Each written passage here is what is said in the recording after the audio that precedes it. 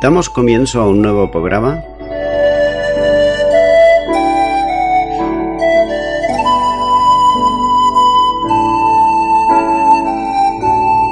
Servidores de Dios. Quien te habla es Manuel Cornejo.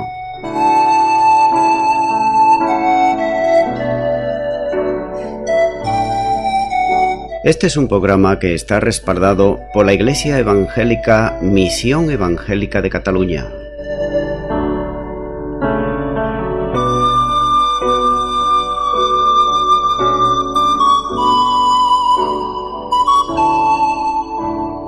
Estamos situados en la ciudad de Sabadell, en la avenida Matadepera número 239.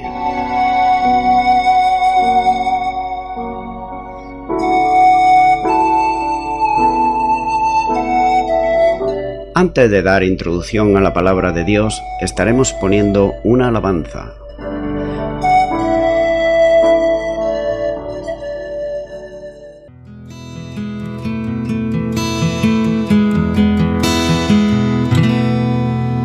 A ti que estás pasando por momentos duros, quiero bendecirte.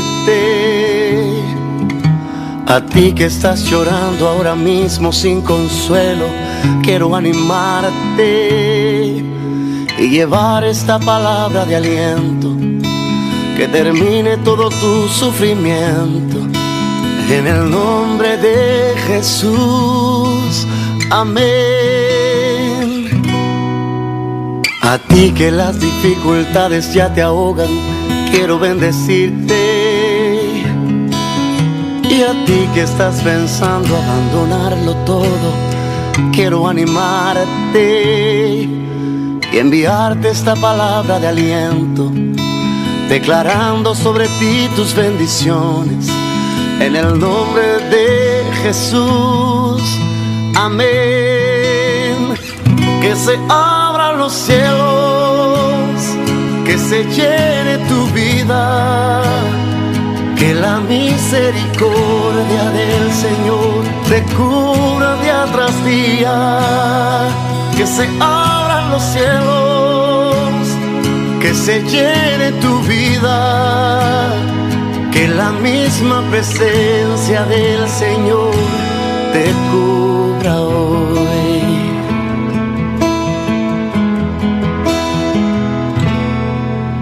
A ti que las dificultades ya te ahogan, quiero bendecirte. Y a ti que estás pensando abandonarlo todo, quiero animarte y enviarte esta palabra de aliento, declarando sobre ti tus bendiciones. En el nombre de Jesús, amén. Que se abran los cielos, que se llene tu vida, que la misericordia del Señor te cubra día tras día. Que se abran los cielos, que se llene tu vida, que la misma presencia del Señor te cubra hoy. Que se abran los cielos, que se llene tu vida, que la misericordia del Señor te cubra día tras día. Que se abran los cielos, que se llene tu vida, que la misma presencia del Señor te cubra hoy. Que la misma presencia del Señor te cubra hoy. Que el poder y la gracia del Señor te cubran hoy.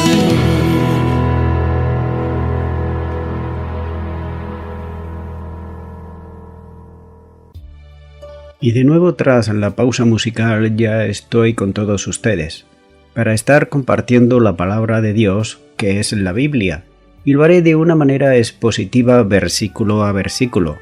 Es por eso que en esta ocasión estaré compartiendo en los Hechos de los Apóstoles. Desde el versículo 1 de este capítulo 3, comenté anteriormente el milagro del Señor Jesucristo de Nazaret. Hizo a través de Pedro, en este caso, el hombre paralítico. Me quedé en el anterior programa en el versículo 8 y ahora continúo con los siguientes versículos, como son el versículo 9 y el versículo 10, donde dice: Y todo el pueblo le vio andar y alabar a Dios, y le reconocían que era el que estaba sentado a pedir limosna a la puerta del templo, la hermosa, y se llenaron de asombro y espanto por lo que había sucedido. Como vemos, el milagro que ocurrió a este paralítico no pasaría desapercibido, sino que, como nos dice la palabra de Dios, fue notorio. Es decir, que todo el pueblo sabía de la vida pasada de este hombre paralítico y a dónde lo ponían a pedir, y ahora todos le podían ver, saltar y alabar a Dios. Por tanto, esto era un hecho evidente para todos, y además iba con Pedro y con Juan, y él señalaba a ellos como el instrumento que Jesucristo hizo para que él fuese sanado. Dice la palabra de Dios, y se llenaron de asombro y espanto por lo que había sucedido. El acontecimiento era de tal dimensión que todos se llenaron de asombro y de espanto, como dice aquí la palabra de Dios, ya que no podía nadie explicarse cómo es que aquel hombre, que llevaba ya 40 años inválido, paralítico, y ahora estaba saltando y alabando a Dios. Esto no se lo podía nadie explicar. Continúo ahora con el versículo 11 y vemos que a partir de este versículo 11 hasta el versículo 26 vamos a ver el discurso de Pedro en el pórtico de Salomón.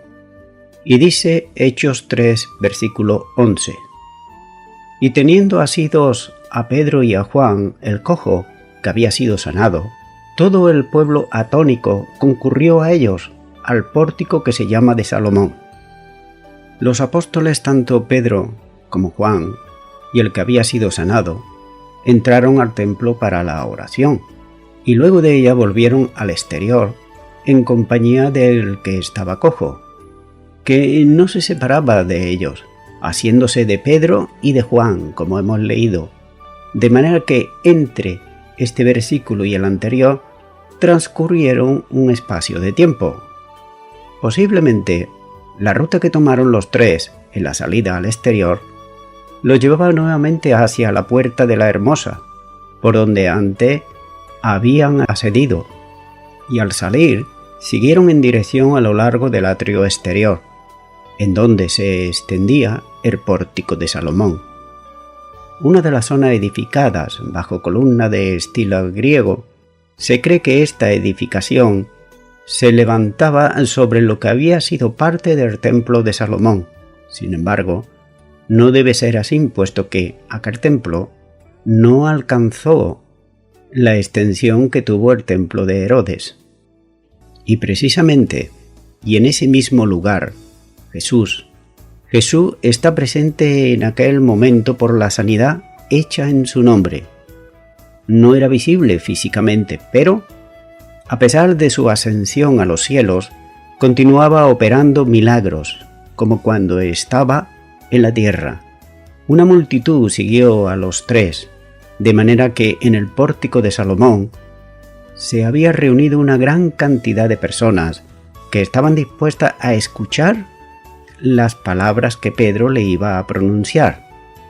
Podemos imaginarnos la expectación que debían de tener esta multitud que deseaban escuchar las palabras de Pedro y que quería decir Pedro, ya que todos los presentes estaban atónitos, es decir, pasmados o espantados de aquel suceso raro para el que no tenían ninguna explicación alguna.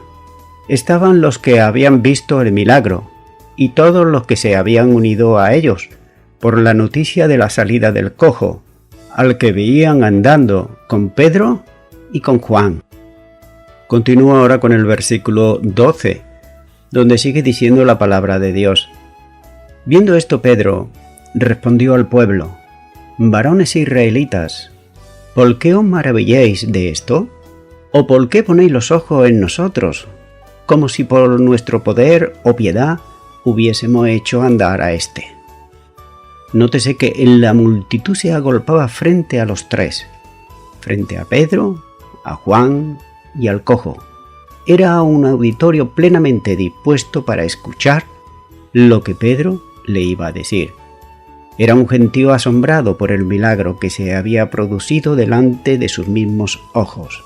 Sus rostros, seguramente, dibujaban la pregunta que había en sus mentes, y era la siguiente: ¿cómo se había producido aquello? Por esta razón, Lucas dice que Pedro respondía aun cuando no le habían hecho pregunta alguna, en forma audible. Así que esta es la segunda vez que se va a predicar el Evangelio delante de mucha gente. Sin embargo, a diferencia de la primera vez, el día de Pentecostés, que fue la primera, no hay burlas, no hay risas, nadie dice que estaban borrachos, ni nada por el estilo, como ocurrió entonces en Hechos capítulo 2 y versículo 13. Solo hay expectación e incluso temor reverente. El esquema del sermón que el apóstol va a pronunciar es muy semejante al anterior, con una introducción y una explicación y también con una invitación. Comienza diciéndole varones israelitas, así que Pedro utiliza la misma fórmula introductoria del mensaje anterior en Hechos capítulo 2 y versículo 13, dirigiéndose a los varones israelitas. Como se dijo entonces, esta es una expresión retórica en donde el sustantivo varones debe entenderse como un genérico equivalente a personas, tanto hombres como mujeres. Si el discurso se pronunció a la salida del templo, habría en el auditorio de ambos sexos, tanto hombres como mujeres. Pedro se está dirigiendo a quienes se consideraban como el pueblo de Dios, es decir, los israelitas, y por tanto, conocedores de su poder y también de su manera de obrar. Sigue diciendo este versículo: ¿por qué os maravilláis de esto? ¿O por qué ponéis los ojos en nosotros, como si por nuestro poder o piedad hubiésemos hecho andar a éste? Pedro enseguida sitúa el milagro en el plano divino, es decir, en el plano de Dios, excluyéndose ellos de cualquier poder personal que hubiera podido obrar en aquellas maravillas que ellos pudieron ver, mediante una pregunta retórica doble o dos, y si se refiere mejor les invita a mirar en otra dirección, es decir, para que no le mirasen a ellos. Así que no debían mirarle a ellos, sino concentrarse en el poder de Dios. ¡Qué diferencia! En estos días de hoy, cuando el hombre muchas veces trata de atraer la atención de los auditorios hacia su persona y no hacia el Señor. Así que vemos que tanto él, Pedro, como Juan, no podían tomarse por hombres con poderes especiales, ni tampoco como ejemplos de piedad. Quizá podrían pensar que por su piedad o su santidad y por su conducta intachable podían recibir la recompensa de hechos milagrosos en recompensa a sus palabras, y no era por eso ni mucho menos. Por tanto, el auditorio no debía quedarse mirándole a ellos, pero tampoco debía asombrarse de lo que había ocurrido, ya que el milagro no fue efectuado por ellos, sino que fue por Dios. Lucas establece un paralelo con el pueblo de Litra, quienes creyeron que Pablo y Bernabé eran dioses, después que sanaron a un paralítico, como nos muestra este mismo libro de los Hechos, capítulo 14, versículos 8 al 18. Así que, por supuesto, la gente de Jerusalén no pretendían adorar a Pedro y a Juan, pero sí creían que ellos tenían un poder en ellos mismos que le había permitido hacer caminar al hombre cojo. Y hay que considerar que esta es la gran razón del cristianismo. No se trata de un mensaje teológico, ni de una enseñanza ética, ni de una formulación doctrinal de la cual se deba seguir.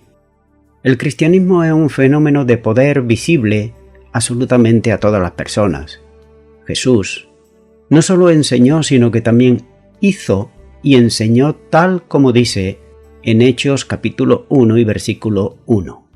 La gran tragedia del cristianismo actual es que se ha convertido en una manifestación doctrinal que se debe de aceptar, olvidándose que ser cristiano es un estilo de vida consistente en vivir en Cristo Jesús, como nos muestra Filipenses 1:21, donde Pablo le dice a la iglesia de Filipos: porque para mí el vivir es Cristo y el morir es ganancia. Y no solamente eso, sino que también en el poder de su resurrección. Filipenses también capítulo 3 y versículo 10 dice: a fin de conocerle y el poder de su resurrección y la participación de sus padecimientos, llegando a ser semejante a él en su muerte. De manera que no se puede desvincular ambas cosas. Han de ser complementarias y unidas en el mensaje del cristianismo. El cristianismo es un verdadero fenómeno que nace de Dios, se desarrolla en Él y lo glorifica en todo. Así que la fe cristiana no es un mero discurso intelectual, sino la proclamación de un mensaje respaldado por vidas cambiadas por el poder de Dios, y es Dios el que se debe de llevar siempre la gloria.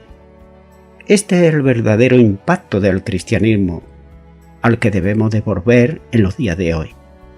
Por tanto, la lectura y el estudio de este libro de los Hechos genera esta necesidad. ¿Y cuál es esta necesidad? Volver al verdadero cristianismo, que no es otra cosa que vivir en Cristo Jesús, o si se prefiere mejor, el cristianismo es Cristo, con todas las manifestaciones de vida cambiadas y transformadas por su poder. Continúa ahora con Hechos capítulo 3 y versículo 13, donde sigue diciendo la palabra de Dios. El Dios de Abraham, de Isaac y de Jacob, el Dios de nuestros padres, ha glorificado a su Hijo Jesús, a quien vosotros entregasteis y negasteis delante de Pilato, cuando éste había resuelto ponerle en libertad. Lucas presenta aquí solamente un extracto del sermón de Pedro. De todos modos, lo que dice muestra claramente que Pedro apela a los motivos religiosos de sus oyentes. Después de dirigirse a ellos como varones israelitas, hace notar que Dios es el Dios de los patriarcas Abraham, Isaac y Jacob. Al decir esto, Pedro está tocando una parte básica del fundamento religioso del pueblo de Israel, ya que Dios se reveló a sí mismo a los patriarcas, de los cuales Abraham, Isaac y Jacob son las tres primeras generaciones. Aquí encontramos las mismas palabras que Dios habló a Moisés desde la zarza ardiendo, cuando él le dijo en Éxodo capítulo 3, versículo 6 y versículo 15: Yo soy el Dios de tu padre, Dios de Abraham, Dios de Isaac y Dios de Jacob. Por tanto, Jesús también pronunció estas mismas palabras cuando él, en su discurso a los saduceos acerca de la doctrina de la resurrección, le dijo que Dios es un Dios de vivos y no de muertos, como nos muestra el Evangelio de Mateo capítulo 22, versículo 32, el Evangelio de Marcos capítulo 12, versículos 26 y 27, y el Evangelio de Lucas capítulo 20, versículos 37 y 38. Y por último, Esteban las menciona en su discurso ante el Sanedrín, en Hechos capítulo 7, versículo 32. Definitivamente, Dios es el Dios de los antepasados del pueblo de Israel, como nos muestra Mateo 8:11 y este libro de los Hechos capítulo 22 y versículo 14. Y Pedro continúa y dice: el Dios de nuestros padres ha glorificado a su Hijo Jesús. Le dice que Jesús se encuentra en la línea de los patriarcas y de los antepasados espirituales del pueblo judío. Dios ha glorificado a Jesús. Pedro declara que Jesús de Nazaret era el siervo de Dios. El calificativo era un título mesiánico, ya que el profeta Isaías, en su sesión conocida como la canción del siervo, anunciaba tanto su muerte, también anunciaba sus triunfos, como nos muestra Isaías capítulo 42, versículo 1, Isaías capítulo 49, versículo 3 y versículo 52, y también Isaías capítulo 53, versículo 11. Entonces, la idea de un Mesías sufriente era poco menos que repulsiva al pueblo judío, en base a una enseñanza que descansaba en una interpretación prejudiciada de los profetas. El profeta apunta en todo al sufrimiento redentor que el siervo de Dios, enviado por él, hizo para la salvación de los pecadores. Isaías capítulo 52 versículos 13 al 53, ahí lo tenemos bien claro. Cristo mismo afirmó que la profecía de Isaías se había cumplido en él. En Isaías 53, versículo 12, nos lo dice luego el Señor Jesús en Lucas capítulo 22, versículo 37. Aquel que fue el siervo sufriente, Dios lo exaltó a lo sumo, como el profeta había anunciado en Isaías capítulo 52 y versículo 13. Y le sigue diciendo Pedro al auditorio, y nótese que Pedro no se anda como se suele decir por las ramas, sino que le dice: y negasteis delante de Pilato, cuando éste había resuelto ponerle en libertad. Aunque Jesús fue entregado y negado por los israelitas, Pilato quería ponerlo en libertad. Quería soltar a Jesús porque sabía la razón por la cual los judíos lo entregaron. Y Pilato le respondió diciendo: ¿queréis que os suelte al rey de los judíos? Porque conocía que por envidia le habían entregado los principales sacerdotes. Esto lo dice en Mateo capítulo 15 versículos 9 y 10. Aún declaró 3 veces Pilato que Cristo era inocente. Cuando dice: le dijo Pilato que es la verdad, y cuando hubo dicho esto salió otra vez a los judíos y le dijo: yo no hallo en él ningún delito. Juan capítulo 18 versículo 38. Entonces Pilato salió otra vez y le dijo: mirad, os lo traigo fuera, para que entendáis que ningún delito halló en él. Juan capítulo 19 versículo 4. Cuando le vieron los principales sacerdotes y los alguaciles, dieron voces diciendo: crucifícale, crucifícale. Pilato les dijo: tomadle vosotros y crucificadle, porque yo no hallo delito en él. Juan capítulo 19 versículo 6. Así que vemos que este hombre Pilato, 3 veces, él puso su empeño en que no fuese sentenciado. Sin embargo, Pilato, para mantener su reputación, también el cargo que desempeñaba y su relación política con los judíos, entregó a Jesús a la voluntad de los judíos. ¿Y qué nos muestra esto? Nos muestra que Pilato es un buen ejemplo de muchos hoy en día que hacen lo mismo. Ellos se están enfrentando con la verdad, es decir, con Jesucristo, y están convencidos de que es la verdad. Se convencen por la verdad, pero deciden no obedecerla. ¿Y por qué? Porque no les conviene como a Pilato. Continúo ahora con el versículo 14, donde sigue diciendo: mas vosotros negasteis al santo y al justo, y pedisteis que se os diese un homicida. Obsérvese que Pedro no intenta para nada suavizar ni sus palabras ni el mensaje que le está comunicando a los judíos. Y notamos en primer lugar que está predicando directamente y usa palabras fuertes, como por ejemplo: entregasteis, negasteis y matasteis. Y les dice que negaron al santo y al justo y pidieron que se le diese a un homicida. En este caso el homicida era Barrabás. También notamos en segundo lugar que, debido al espíritu que reina en algunas iglesias de hoy, muchos no quieren predicar tan claramente, lo quieren hacer más socialmente, ya que temen la reacción de la gente, ya que pueden perder miembros y por tanto perderán los diezmos y también las ofrendas. También hay que considerar que debemos tener mucho cuidado con la predicación que cae bien a todo el mundo, que le hace a la gente sentirse bien, que le alaban al hombre.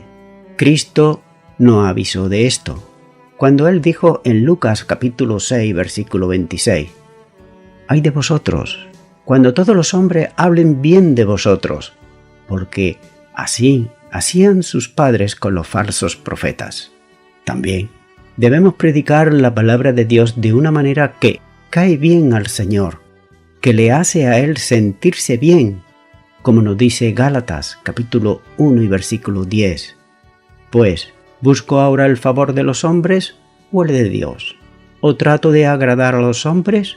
Pues, si todavía agradara a los hombres, no sería siervo de Cristo. Aquí vemos que el apóstol Pablo esto lo tenía muy, pero que muy claro. Además, no le hacemos a nadie ningún favor cuando estamos suavizando el mensaje de la palabra de Dios y cuando estamos suavizando el pecado y la justicia y el juicio. Y no queremos tratar intencionadamente de ofenderle absolutamente a nadie. Pero sabes, los hombres y las mujeres que no tienen a Cristo Jesús igual que nosotros antes, por naturaleza caída, somos malos y malvados, y en la gran mayoría nos creíamos antes todo lo contrario, que éramos buenos. Pero cuando se le anuncia la palabra de Dios, esto le abre los oídos y también los ojos. Entonces, no le hacemos ningún favor suavizando el mensaje. Proverbios, capítulo 20, versículo 6 dice: «Muchos hombres proclaman cada uno su propia bondad, pero hombre de verdad, ¿quién lo hallará?». Por tanto, cada persona debe de enfrentarse a la cruda realidad de su naturaleza pecaminosa, sus pecados delante de Dios y también su culpabilidad. Si no, nunca se arrepentirán para buscar la reconciliación con su Creador y con su Salvador, que es Cristo Jesús. Es por eso que muchas personas pueden estar visitando iglesias cristianas y pueden hacerlo durante años, pero si no se le predica verdaderamente la palabra de Dios y se suaviza de tal manera, esa persona va a ir a la iglesia como fuese a un lugar social y nada más. Entonces vemos que, aunque en la predicación de Pedro puede sonar duro a los cristianos suaves de hoy en día, es exactamente lo que los judíos, aquel auditorio, necesitaba oír para ser salvos. Él le está explicando en detalle lo que hicieron y por qué son culpables delante de Dios. Así igualmente nosotros también tenemos que explicarlo, pero explicarlo tampoco significa acusar absolutamente a nadie. Nosotros simplemente debemos dar el mensaje y nada más. Continúo con el versículo 15, donde sigue diciendo la palabra de Dios: «Y matasteis al autor de la vida, a quien Dios ha resucitado de los muertos, de la cual nosotros somos testigos». La acusación de repudio e injusticia, por lo que pidieron la libertad de un injusto, como era Barrabás, y además era homicida, y además ellos pidieron la muerte del justo, de Jesús, del Mesías, del Hijo de Dios, se ve incrementada ahora hasta una condición suprema al acusarles de haber dado muerte ellos con sus afirmaciones al autor de la vida, es decir, al que le había dado la vida a todos ellos, y en general al iniciador de la vida en la creación. El adjetivo traducido aquí como autor es un término griego que equivale a líder, en sentido de que camina delante marcando un rumbo que deben de seguir otros. El escritor de la epístola a los Hebreos utiliza la palabra para referirse a Cristo como autor de la salvación, en Hebreos capítulo 2 versículo 10, y también utiliza esta misma palabra de autor y consumador de la fe, en Hebreos capítulo 12 versículo 2, en sentido de originador y razón de ser de la salvación y líder también de la vida en la fe. Así que se llama autor a Cristo en el sentido de origen de la vida y procedencia de ella. El apóstol Juan es muy explícito cuando él dice en Juan capítulo 1 y versículo 4, «En él estaba la vida». Quiere decir que la comunicación de la vida, protestativo de Dios, se lleva a cabo por los hombres por el único mediador que hay entre Dios y los hombres, que es Jesucristo hombre, como dice la primera carta a Timoteo capítulo 2 y versículo 5. Porque hay un solo Dios y un solo mediador entre Dios y los hombres, Jesucristo hombre, para la salvación de la humanidad. El único mediador entre Dios y los hombres es Jesucristo hombre. Esto nos enseña la Biblia. Sigue diciendo a quién Dios ha resucitado de los muertos. Lo que hubiera sido insuperable en el plano de los hombres no ocurre igual en el caso de la deidad. Jesús, el autor de la vida, no quedó sujeto a los lazos de la muerte, a pesar de haber entrado en ella, sino que Dios actuó levantándolo de entre los muertos. Este es el gran tema de la predicación de la iglesia primitiva y también debe ser en el día de hoy. Los apóstoles afirmaron continuamente los dos hechos en relación con el Señor Jesús: su muerte a mano de los hombres, pero también su resurrección por la intervención omnipotente de Dios. Sigue diciendo, de lo cual nosotros somos testigos. La resurrección no era una hipótesis o una sugestión de los cristianos. No era nada de esto, sino que era una tremenda realidad atestiguada por quienes habían tenido ese encuentro con el resucitado. Las buenas nuevas de vida eterna que proclaman el Evangelio de la Gracia descansan en el hecho de que el autor de la vida vive, porque Él resucitó de entre los muertos, de modo que puede ofrecerse salvación y vida eterna en Él en el día de hoy actualmente. Así que la resurrección del Señor Jesús cambia en ese sentido el aspecto y soteriológico de la venida del Mesías. La salvación no solo se ofrece por Él, sino se ofrece en Él. Otro contraste es evidente. Hay dos aspectos del trato que recibió Jesús. Por un lado vemos que los hombres que lo condenan a muerte y por otro el de Dios que lo levanta de entre los muertos. Voy concluyendo ya con esto.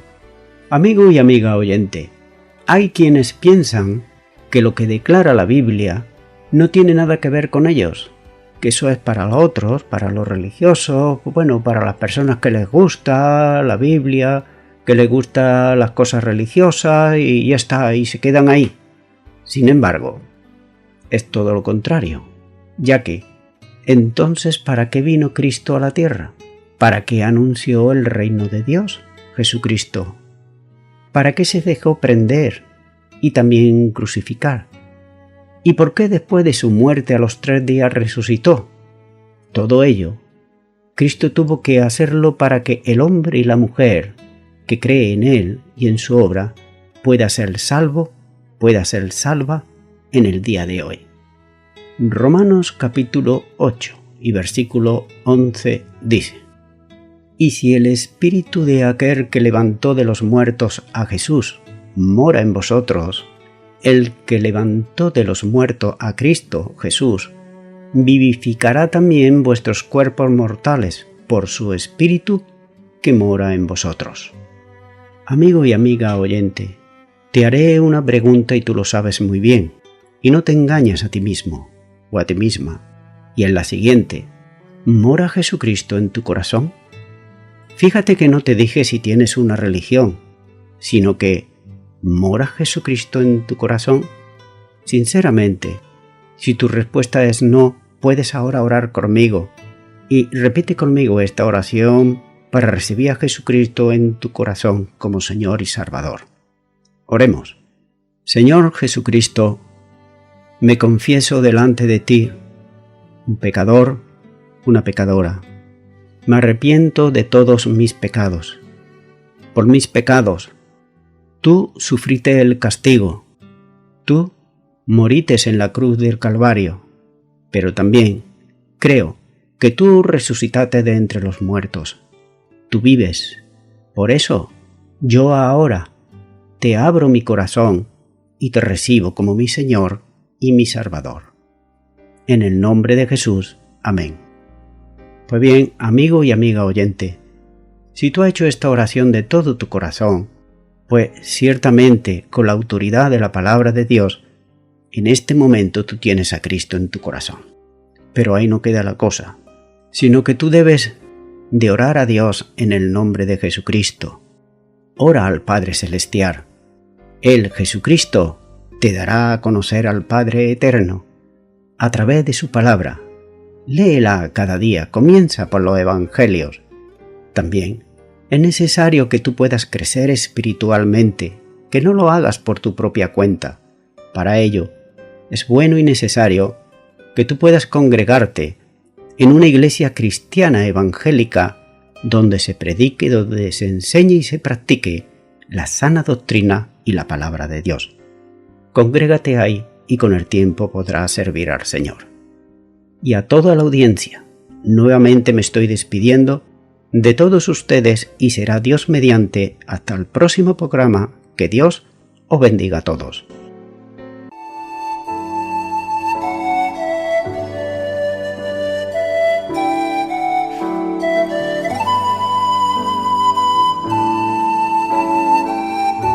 Te recuerdo que estamos situados en la ciudad de Sabadell, en la avenida Matadepera 239. Los horarios de culto son los siguientes. El miércoles a las 7 de la tarde, culto de oración. El viernes a las 7 de la tarde, estudio bíblico. Y el domingo por la mañana, a las 11 de la mañana, alabanza, adoración y escuela dominical. Y por la tarde, a partir de las 6 de la tarde, predicación de la palabra de Dios.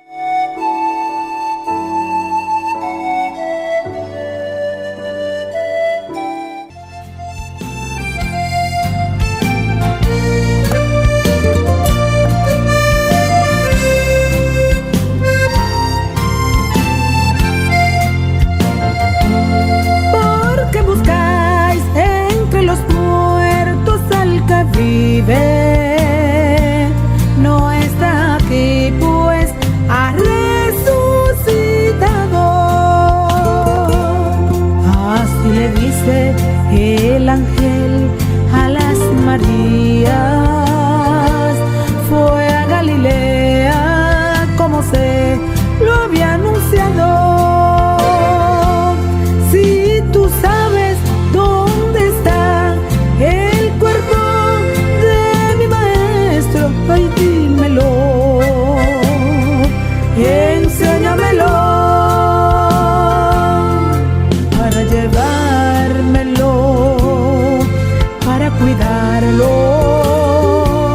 Por favor, dímelo. María creía que era el hortelano que hablaba con ella allí.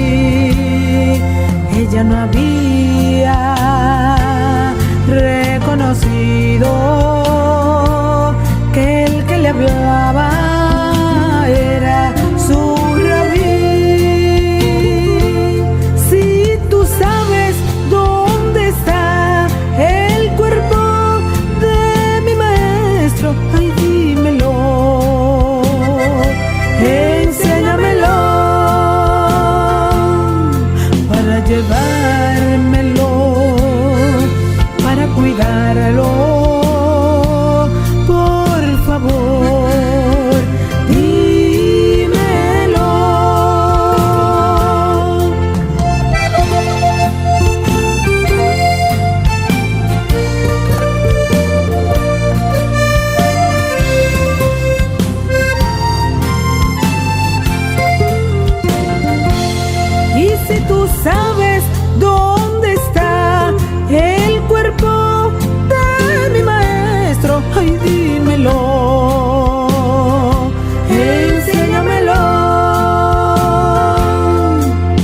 llevar.